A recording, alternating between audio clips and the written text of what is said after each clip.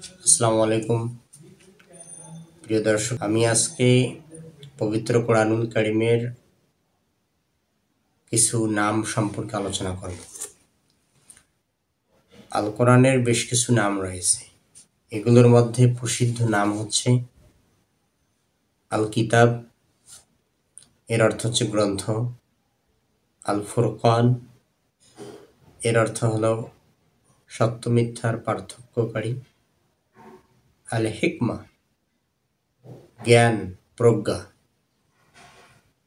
আল বুরহান, সুস্পষ্ট প্রমাণ। আল হক, সত্য।